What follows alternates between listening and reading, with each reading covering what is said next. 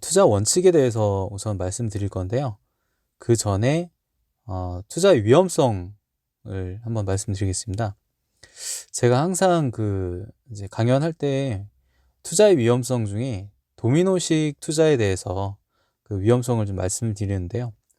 우선 도미노식 투자는 예를 들어서 1번부터 10번의 도미노가 있을 때 1번 도미노가 쓰러져야 2번 도미노가 쓰러지고 2번이 쓰러지면 3번이 쓰러지고 이런 식으로 연속적으로 성공을 해야만 그 목표가 이제 달성되는 그런 투자법이고요.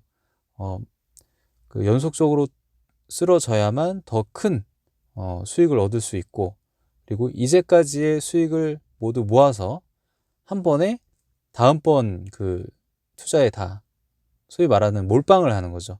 저는 이런 투자법이 굉장히 좀 위험하다고 생각을 하고요.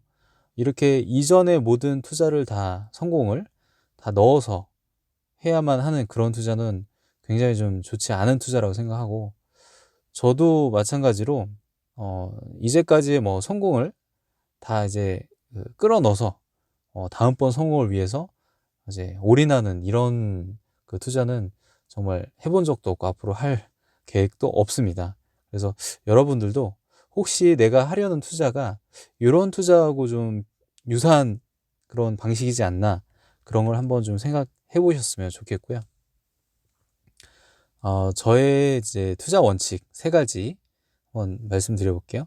저는 1번이 항상 현금 흐름 위주입니다. 이 현금 흐름 투자를 우선시 하다 보면 그거에 맞게 이제 뭐 대출도 그렇고요. 어떤 이제 방식도 그렇고 어떤 투자든 이런 방식으로 다 귀결이 되는 것 같아요.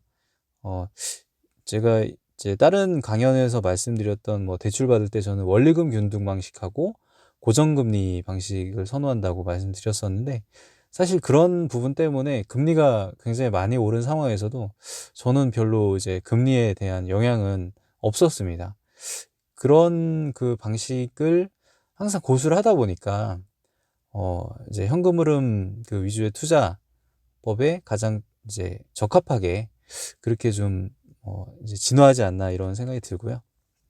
두 번째는 이제 자동 운영.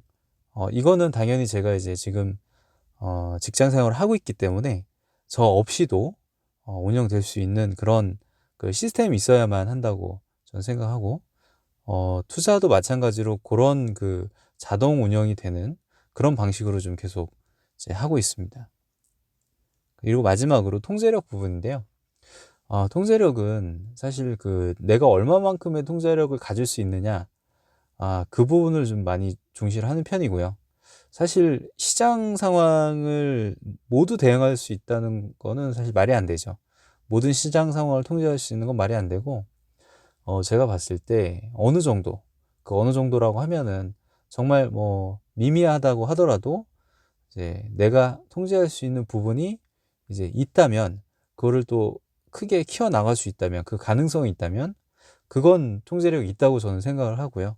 그래서 항상 그 제가 갖고 있을 수 있는 통제력이 무엇인가, 아니면 전혀 없는 그런 투자인가, 항상 고민합니다. 그래서 통제력이 전혀 없거나 뭐 있다고 하더라도 정말 미미해서 더 이상 뭐 통제력이라고 할 수 없을 정도로 이렇게 좀 대응할 수 없다, 그렇게 생각이 되면 저는 보통은 이제 통제력 부분에서 이제 해당이 안 되기 때문에 좀 그 투자는 지양하는 그런 편입니다.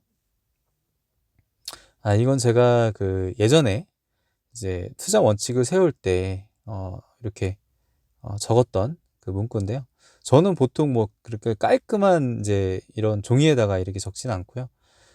대신에 항상 뭐 볼 수 있는 다이어리나 좀 오래된 다이어리라도 항상 이렇게 볼 수 있는 손에 익은 그런데 이제 이렇게 좀 적는 편인데, 2013년도 7월에 제가 이런 투자 원칙을 처음으로 세웠죠. 2010년도부터 투자 그 임대 사업을 하면서 앞으로 어떤 방향으로 이제 해야 될 건가 굉장히 많이 고민했었었는데, 2013년 들어서 이렇게 두 가지 원칙을 세우고 7년 정도 지난 2020년도에 통제력 부분에 대한 추가로 원칙을 세우게 됩니다. 이렇게 투자 원칙이 하나 생기는데 한 7년 정도 걸린 편이었죠. 근데 이렇게 이제 통제력 추가가 되고 나서 지금까지 이 세 가지 원칙은 항상 고수하려고 하고 있고, 앞으로도 변함없이 이 투자 원칙은 지켜나갈 그런 계획입니다.